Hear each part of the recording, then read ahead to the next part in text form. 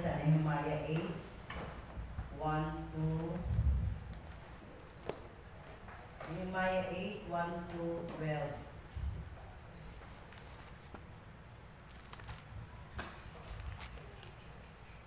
And Nehemiah 8, 1 to 10. Nehemiah 8, 1 to 10.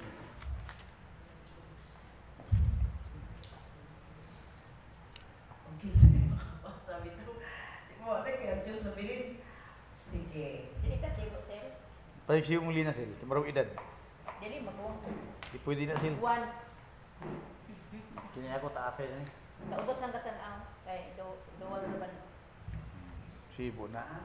Basta mga baratuan, sibo. Nehemiah 8, 1 to 10. Unya sa pag-abot sa ikapitong bulan, ang katawan sa Israel dito sa ilang tagsa-tagsa kalungsod. Sa unang adlaw ni anang bulana, nagtigom silang tanan dito sa Hawanan. Sulod sa ganghaan nga ginganlag ganghaan sa tubig.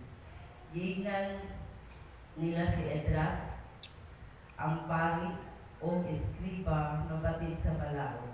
Sa pagdala sa basahon sa balao nga gihatag si Ginoo ngadto sa Israel pinaagi kang Moises. Busa gidala ni Edras ang basahon ngadto sa atubangan sa katawhan nga nagtigom, mga lalaki, mga babae o mga kabataan nga may igo ng panabot. O gibasa niya kini dito sa ilang atubangan dito sa plaza gikan sa sayo sa buntag hangtod sa ugtog o namati sila pag-ayo.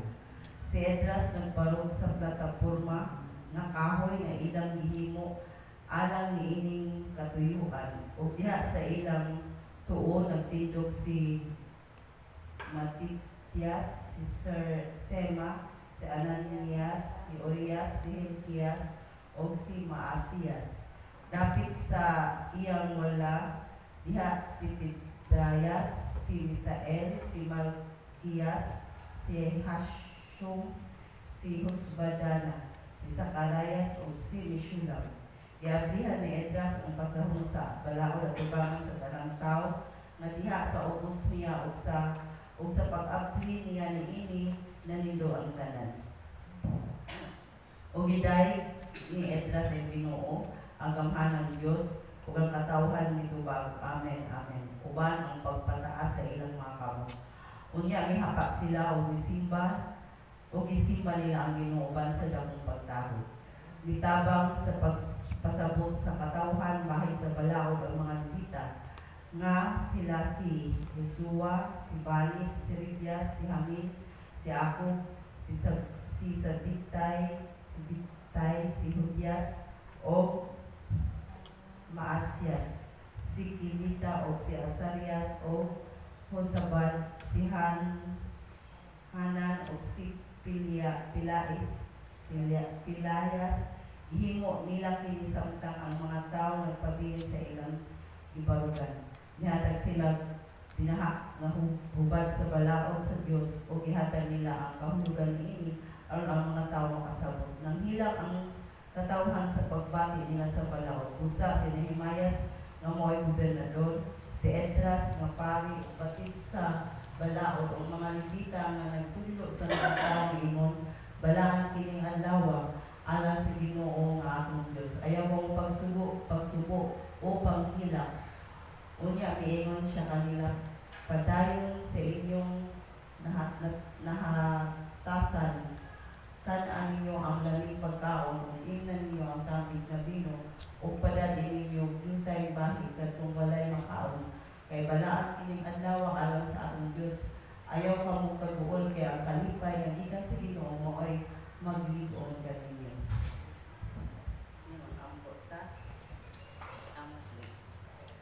Our Heavenly Father, Lord, ang mong gitugan kanimo ang imong mga pulong karon.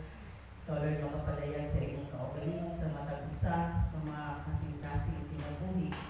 O salamat, Lord, sa imong ministry of your word and ministry of your Holy Spirit na mo ay magpapuno ka namo o magpasabot ka namo sa imong puno. Salamat sa imong pagabuhaton karon in Jesus' name. Amen.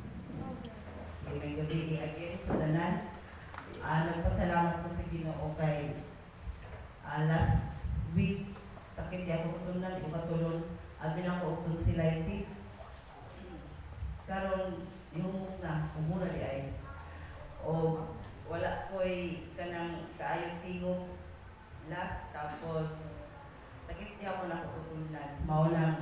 gimukan ko ni kuan galing akong gi-prepare kay para di kay ko kusod ko musulti kong dugay magsige ko ubo. Kung nagpasalamat po ko kay si John Dave katong January 30, nag-celebrate siya sa iyahang ika-23. Iko 23 years old naman dahil si John Dave. O nakatrabaho na po siya doon siya o Davao. Nag-start siya katong January kay katong December nag-end man to iyahang contract sa kaning PSA. Tapos niya siya sa ako manay. Sa January na po mga apply na yung trabaho. Ko, oo. Kaya nga naman, January naman ka siya. Sa December na naghanay kuat ka ng holiday. Tapos naghanay mga nindot daw mahitungod sa December. Ikaw wala sige. Ikaw magkuan, magpunto.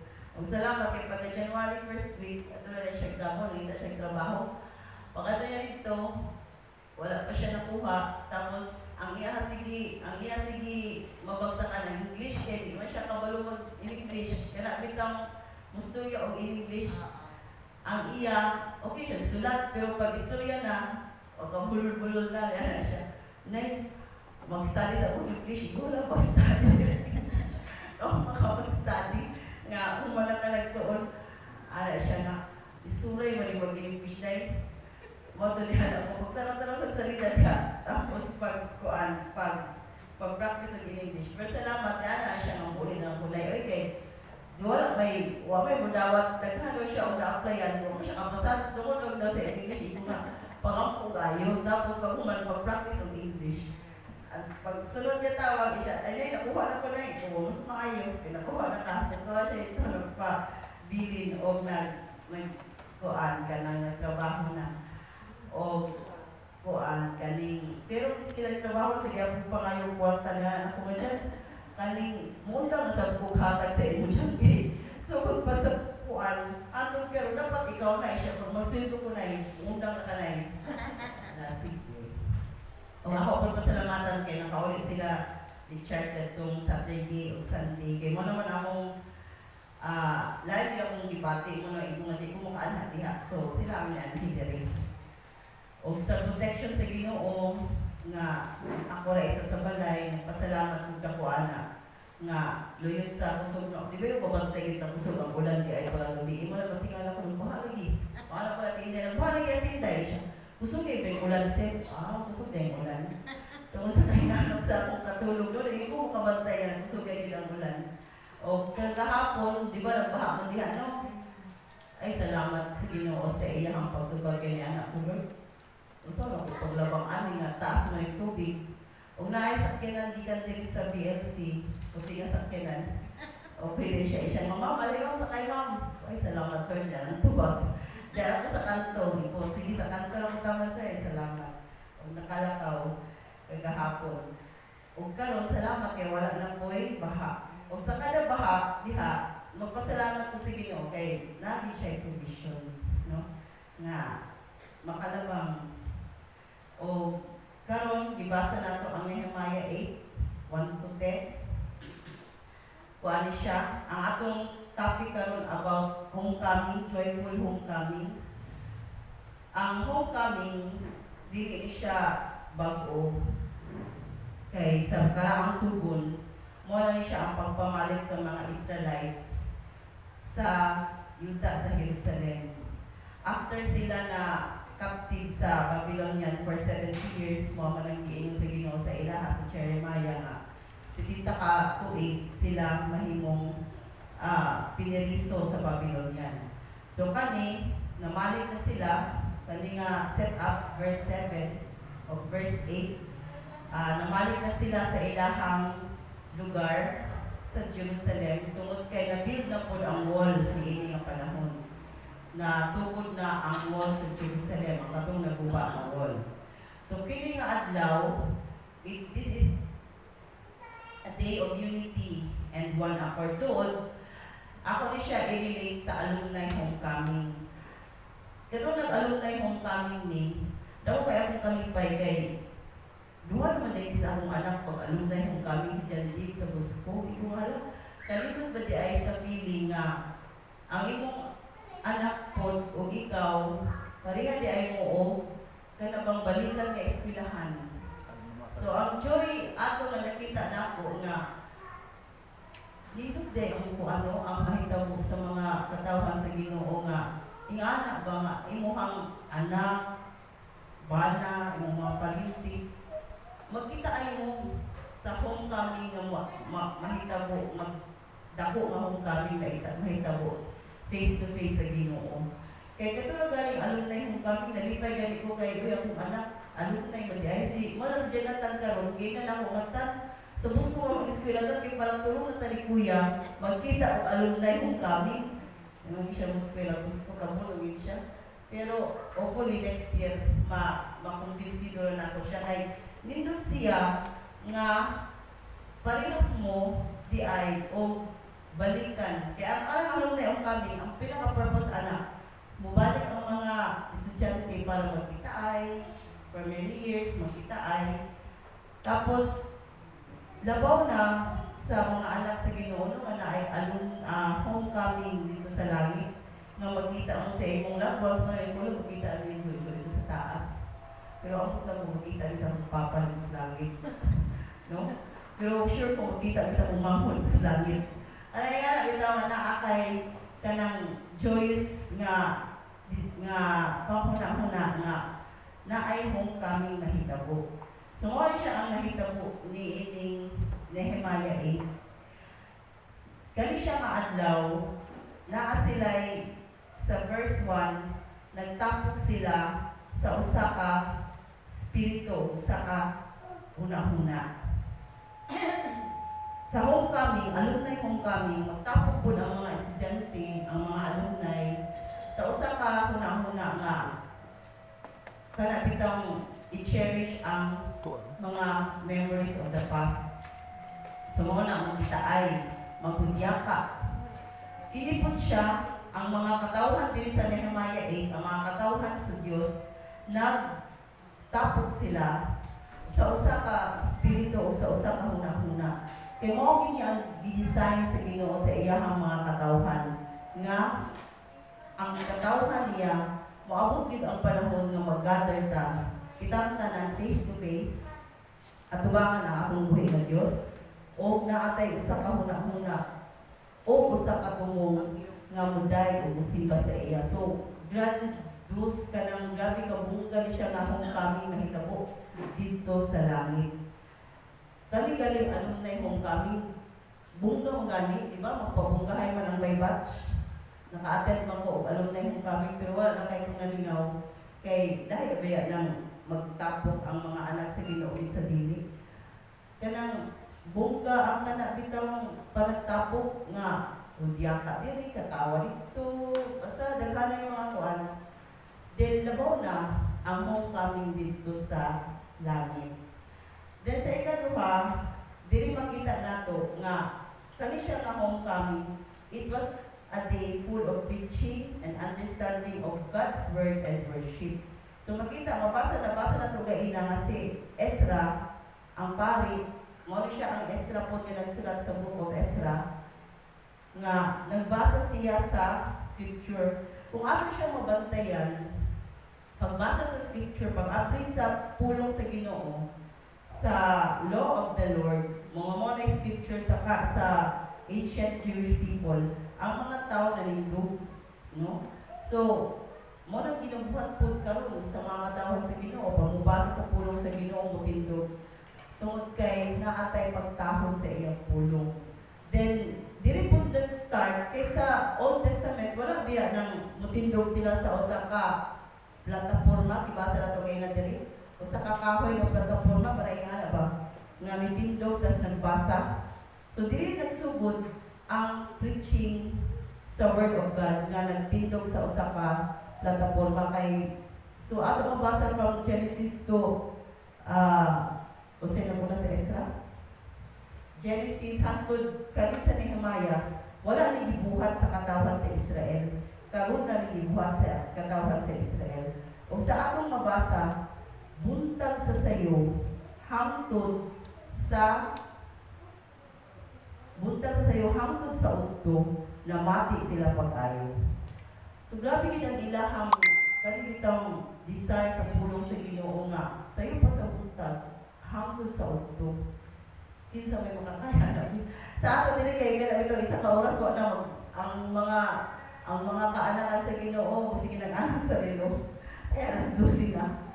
Mag-start magali atong wali si pastor mag-start mga 11 10:30.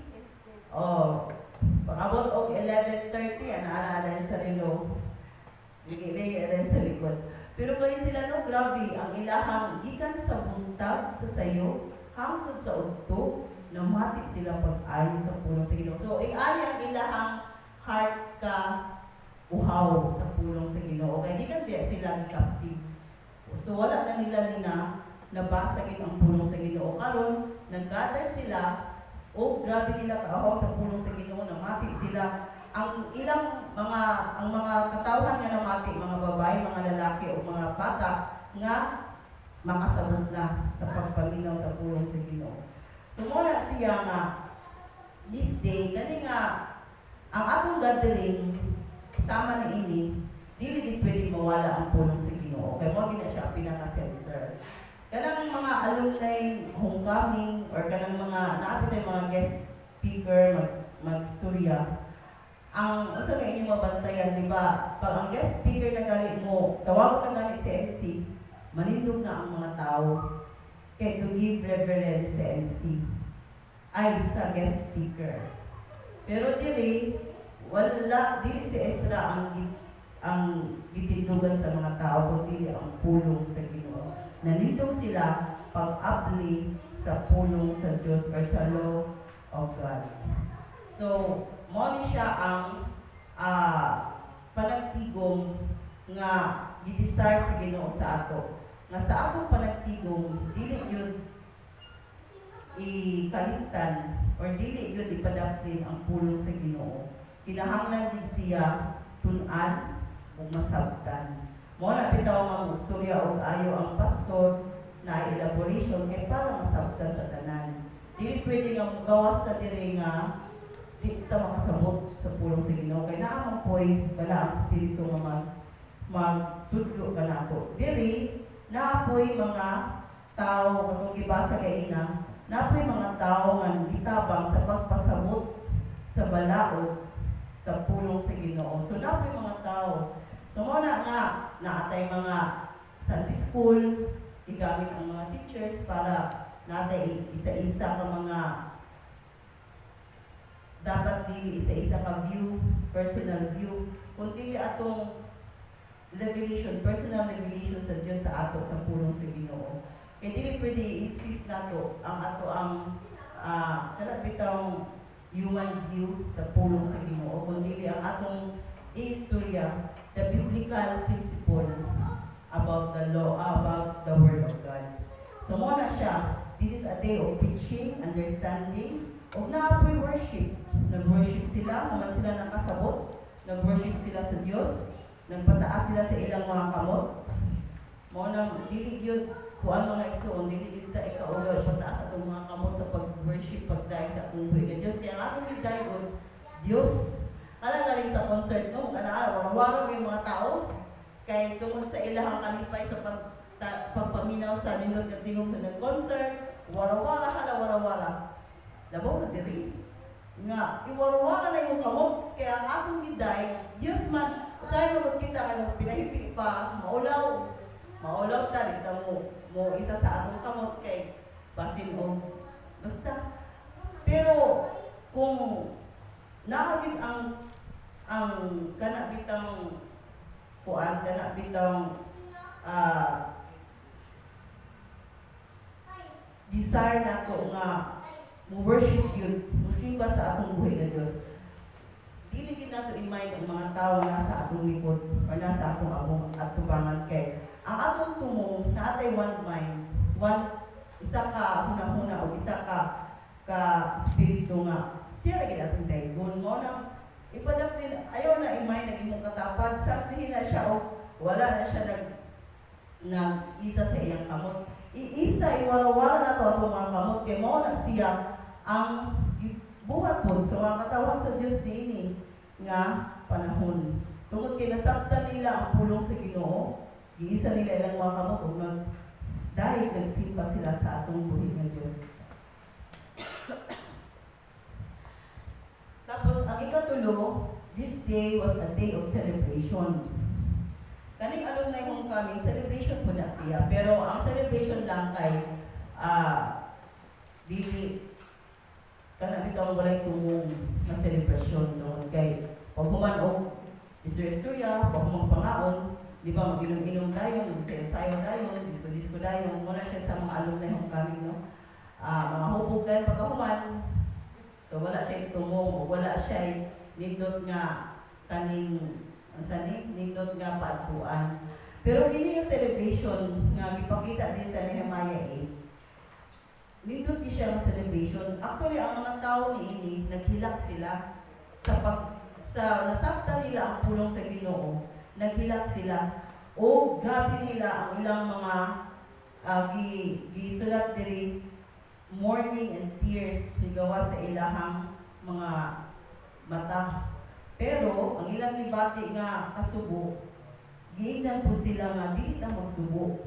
Mag-celebrate ta tungod kay sa gibuhat sa Dios sa ato. So mo nga many times sa pagpaminaw nato sa pulong sa Ginoo, kahilak biyata. Kaya ang pulong ni sa Ginoo naa sa iyahang sa New Testament nga the Word of God is sama sa usa ka espada nga hait. Ug ang iyahang gamit mao ang pagtudlo, nakalimot ko, pag-review, pagbadlong, o pag-train sa righteousness. So mo ginapulong sa Ginoo. Wala ang makalong ta pulong sa Ginoo ay owaya sa pastor nga tulong mo ni pastor kay naman to. Nakatulong ko nga ay kini si pastor kay mangigo ini permi. Dili man si pastor mangigo, ang pulong man sa Ginoo. Kay ang pulong sa Ginoo hay gida siya. Moigo gida siya. Ang ato is dawato nato o mga itagpasaylo kung naamay dili maayo nato ipangbuhat. Kay dili si pastor ang nag-correct, dili po siya ang mo-review, kundi pulong sa Ginoo ang mo-correct o mo-review.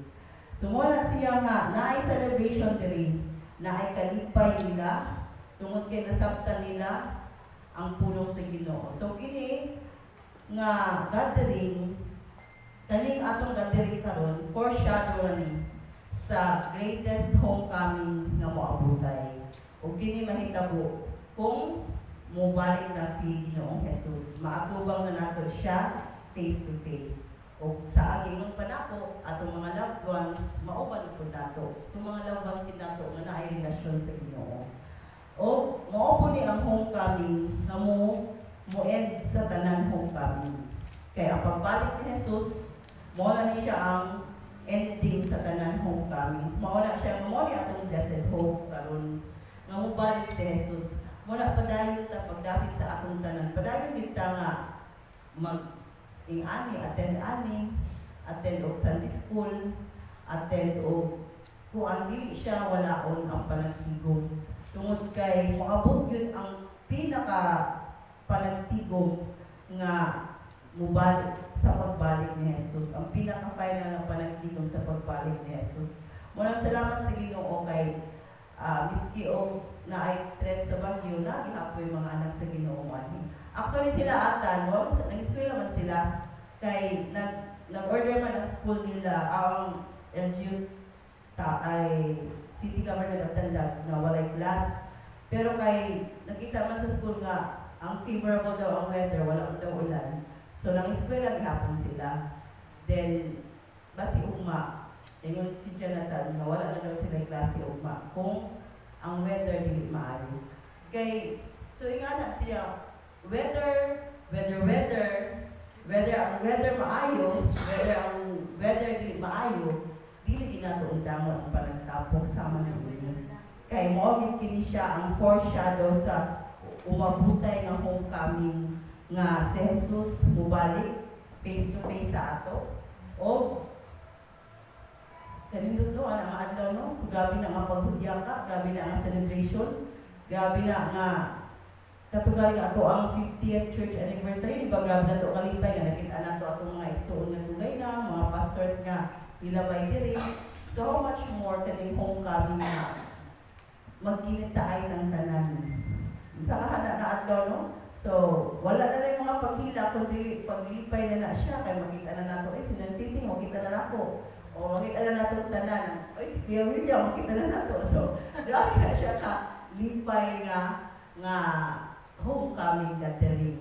Wala nga, dili ito magluya-luya mga igsoon. Kung naay bagyuhan na anhig hapunta, kung naay bilog anhig hapunta, magtapok ta kay mubagyo man sa gawas, mulilog man. Ang Ginoo magpupot man sa akong tanan. Wala anhig hapunta kay ang atong panagtigom, dili man siya makawang. Mulungtad di siya nga panagtigom. Kaya kini ang panagtigom, si Jesus man ang atong gitayo simba.